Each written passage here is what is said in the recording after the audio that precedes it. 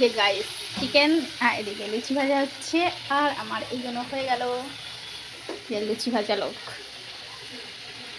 জীবনে লুচি ভেজে করেছি যে ভুল।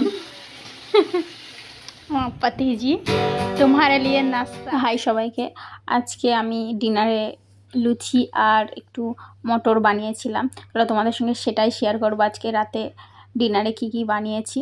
এখানে আমি আটাগুলো মেখে নিচ্ছি, কড়াই ওখানে সিদ্ধ করতে দিয়ে দিয়েছি প্রেশার কুকারে।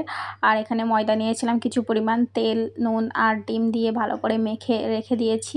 আর এখানে দেখলাম যে সিদ্ধ হয়ে গেছে, তারপর কড়াইটা ভালো করে রান্না করে নিচ্ছি, তারপরে লুচিটা ভাজবো। হাঁড়িতে তেল গরম হয়ে আসলে আমি এখানে তেজপাতা, পেঁয়াজ আর এখানে দিয়েছিলাম দারুচিনি, আর ওখানে টমেটো দিয়েছি। দিয়ে এখানে পেঁয়াজটা ভাজা ভাজা হয়ে গেলে আমি কুচনো আলুটা দিয়ে নিয়েছি। দিয়ে এখানে নুন আর এখানে আদা রসুন দিয়ে আদা রসুনের পেস্টটা ভালো করে মাখো মাখো হয়ে গেলে তারপর এখানে মশলা দিয়ে নিচ্ছি, হলুদ, মরিচ, জিরা, শুকনো লঙ্কা গুঁড়া এগুলো দিয়ে নিয়েছি। নিয়ে নেওয়ার পরে ভালো করে একটু কষিয়ে তারপরে আমাদের যে কড়াইটা ছিল সিদ্ধ করা, সেই কড়াইটা দিয়ে এখানে একটু পরিমাণ পানি দিয়ে সেটাকে বসিয়ে দিলাম। এখানে আমি লুচি বেলতে বসে গিয়েছি। একটা একটা করে সব লুচি আমি বেলে নিয়েছি।